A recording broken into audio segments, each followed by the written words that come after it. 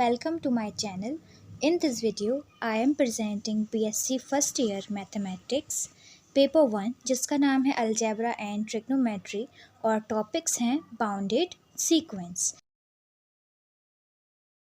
Bounded Sequence के साथ इस वीडियो में हम सीखेंगे upper bound and lower bound.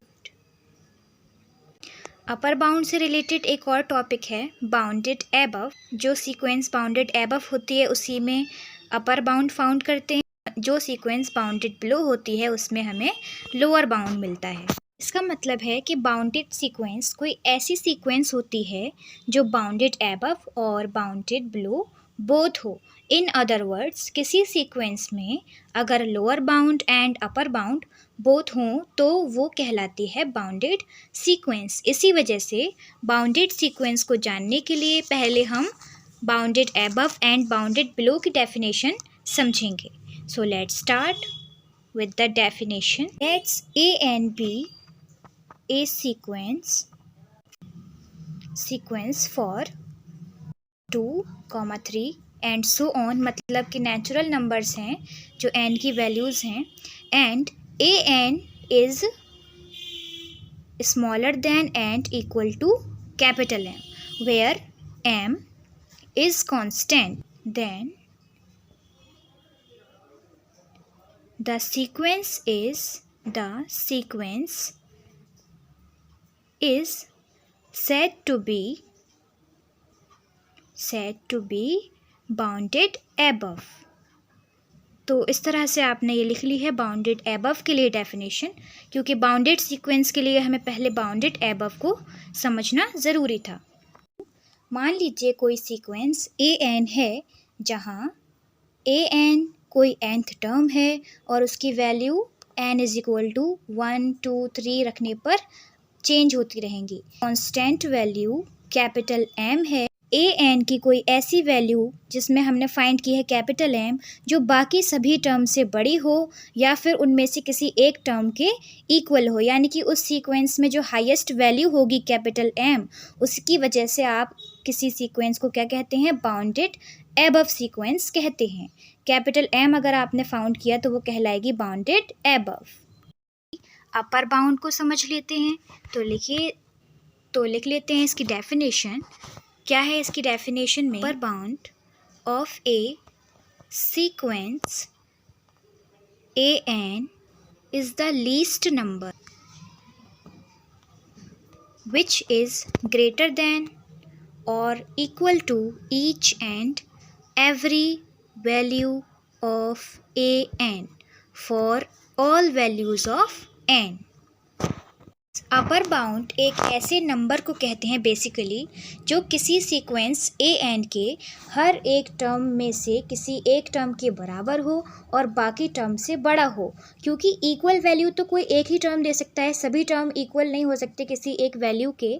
तो आप कहेंगे कि किसी एक टर्म के इक्वल और बाकी सभी टर्म से जो वैल्यू सबसे बड़ी होगी उस वैल्यू को आप उस सीक्वेंस का अपर बाउंड कहते हैं, जिसको आप कैपिटल M से डिनोट करते हैं। For example, let's consider a sequence an is equal to 1/n, मतलब किसी सीक्वेंस का nth टर्म जो an होता है वो है 1/n। हम n की वैल्यूज़ रखेंगे 1, 2, 3 एंड सो ऑन, मतलब नेचुरल नंबर्स रखते जाएंगे। तो आपकी जो सीक्वेंस बनेगी वो सीक्वेंस होगी 1, 1/2, 1/3, 1/4 एंड सो ऑन। इस तरह से आपकी एक इन्फिनिट सीक्वेंस बनेगी और उसमें आप देख रहे हैं कि फर्स्ट सीक्वेंस को जब आप ध्यान से देखेंगे तो ये एक इन्फिनाइट सीक्वेंस है। दूसरी बात, इस सीक्वेंस में सभी टर्म्स पॉजिटिव होंगे, क्योंकि आपने जो देखा है nth टर्म वो कैसा है, पॉजिटिव है। तो उस सीक्वेंस को आप कैसा कहेंगे, ये सीक्वेंस एक इन्फिनाइट सीक्वेंस के साथ साथ पॉजिटिव सीक्वेंस भी है। इस सीक्वेंस में हाईएस्ट वैल्यू 1 है बिकॉज उसके बाद सभी टर्म्स डिक्रीज हो रहे हैं। डिनोमिनेटर की वैल्यू जितनी बड़ी होगी टर्म उतना ही कम वैल्यू वाला होगा। सो कह सकते हैं डेफिनेशन के अकॉर्डिंग 1/n इज़ लेस और इक्वल टू 1। आपने देखा है कि इस सीक्वेंस में सभी टर्म्स जो हैं उनमें से पहला टर्म कैसा है, 1 ग्रेटर वैल्यू है, तो इसीलिए आप इस वैल्यू को क्या कहेंगे, value of m is equal to 1. So 1 is upper bound of this sequence of given sequence, this sequence be bounded above. क्योंकि हमने अपर बाउंड फाइंड कर लिया है तो ये सीक्वेंस कैसी होगी, बाउंडेड अबव भी होगी. तो m की वैल्यू क्या है यहाँ पर, 1. इस तरह से आपने बाउंडेड अबव वाली सीक्वेंस सीख ली है और उसके साथ में अपर बाउंड भी फाइंड करना सीख लिया है.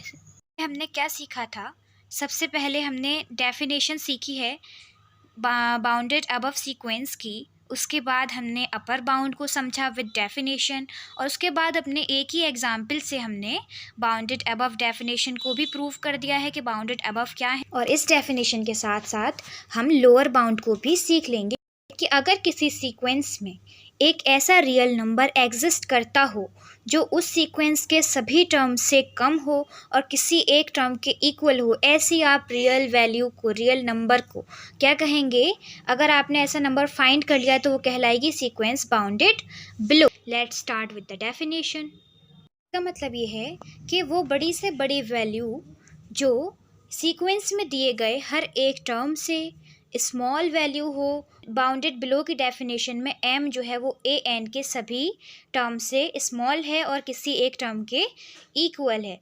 दैट्स वाई यहाँ पर जो ग्रेटेस्ट वैल्यू m आप फाइंड करेंगे विच इज़ लेस देन और equal to each and every term of the sequence, तो वो क्या कहलाएगी, वैल्यू आपकी लोअर बाउंड कहलाएगी.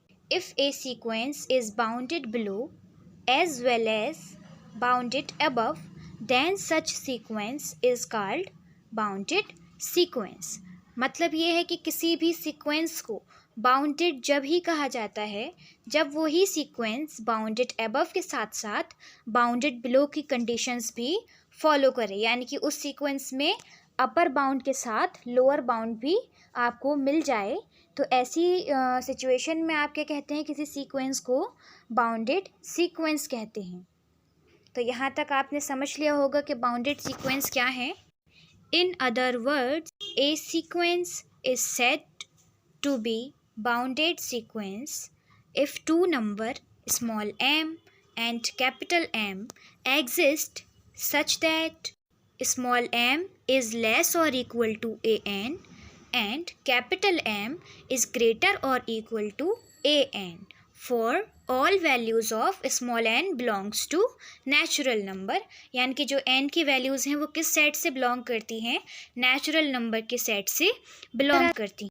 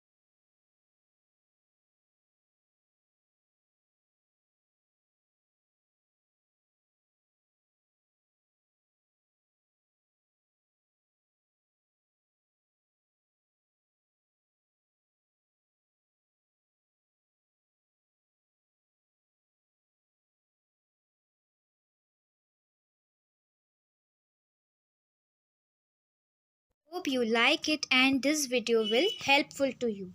Kindly subscribe my channel and click on the bell icon. Show your support by like and comment. Thank you so much.